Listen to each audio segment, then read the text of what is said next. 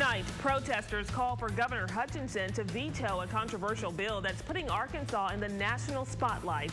We'll have team coverage on House Bill 1228. Plus, prison.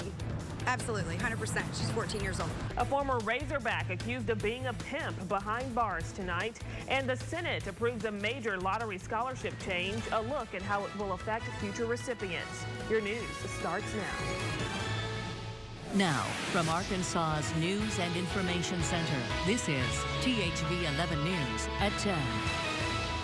This bill does exactly what it's intended to. It protects the religious rights of small businesses and their owners. It is too broad, and it leaves too much for interpretation, and it simply allows people to discriminate. No matter what side you're on, the state of Arkansas is talking about House Bill 1228 tonight. Good evening. Thank you for joining us. I'm Craig O'Neill. And I'm Denise Middleton. House Bill 1228 is the subject of a heated debate gaining national attention. It offers protection to business owners who can object to serving anyone based on their religious beliefs. Protesters gathered outside the governor's mansion tonight for a prayer vigil, and THV 11's Macy Jenkins was there and joins us now with more. Macy. Well, Craig and Denise, they call it a prayer for equality, a prayer for the governor to veto this bill. Supporters of the legislation say they're defending just religious freedom, but opponents call it discrimination. This bill is a fraud. Religious leaders standing with Arkansans on Monday night. It's important for all people to speak up and let our legislators know that this piece of legislation does not represent Arkansas values. Outspoken and outraged. This bill is going to permit people in this state to be treated like strangers when they are Arkansans just like you and me. Over 200 gather at the governor's mansion to say no to House Bill 1228, worried about the LGBT community as well as all minorities, calling it discrimination in disguise. Anyone would be able to refuse service based on their own religious beliefs, and that's a dangerous, dangerous precedent to write into law. Supporters of the bill say it protects religious freedom, but opponents say religious freedom is not under attack and already guaranteed in the Constitution. No religious freedom is restored by the bill at all because no religious freedom has been taken. Earlier today, a House Judiciary Committee approved amendments to the bill, clarifying some of its language. Silent protesters lining the hallways with a message for the bill's sponsor, Representative Bob Ballinger. Shame on you! Shame on you! But Jerry Cox with the Family Council says this bill is being misinterpreted. It has not been used to discriminate. It has not been used to take away rights, and it has not been used to hurt people. Human Rights Campaign Assistant Director Kendra Johnson disagrees. It does nothing except for legislate discrimination. The prospect of facing uncertainty too scary for some people to imagine. Makes me feel like maybe we shouldn't be living in Arkansas, that we need to change Arkansas. Now, tomorrow, opponents of House Bill 1228 will return to the Capitol for another silent protest at noon. In the afternoon, they'll gather at the Little Rock 9 statues to continue the protest. Craig?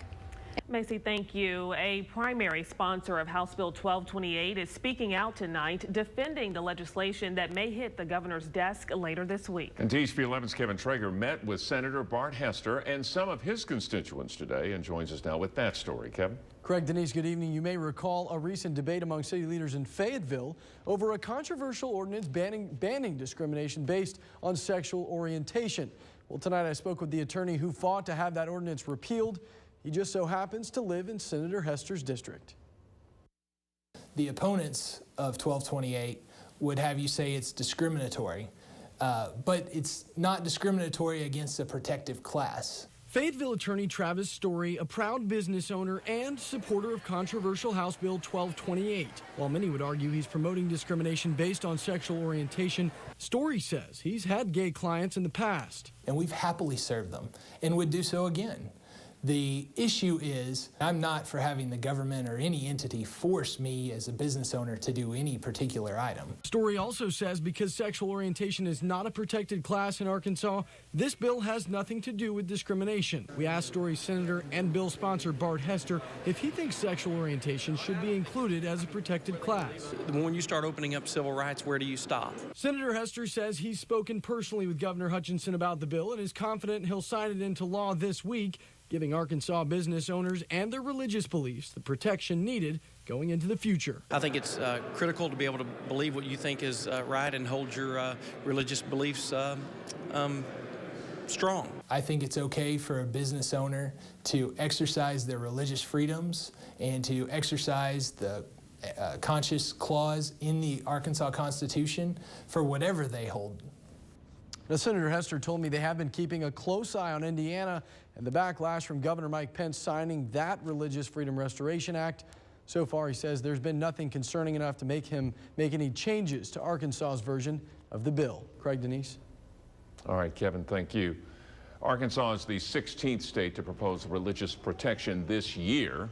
And tomorrow it could become the second this year to actually pass it. Earlier today, we took House Bill 1228 to UALR's former law school dean, John DePippa, to break down the bill. Well, he says a big difference between Arkansas's bill and the 20 other states that now have religious protection legislation in place is that Arkansas's bill doesn't put a clear barrier on where that protection ends.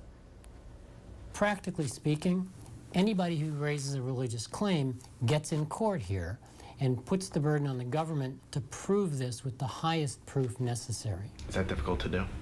It's very difficult. In 1993, President Bill Clinton passed religious protection on the federal level before it was deemed unconstitutional 4 years later on the state level. Well, now 20 states have some type of legislation in place. The most recent one is Indiana. House Bill 1228 only has 2 more stops before it becomes legal. It's awaiting a vote from the full House and a signature from Governor Hutchinson. We'll continue to keep you updated on this bill, and we'll resume our team coverage tomorrow on THV 11 this morning.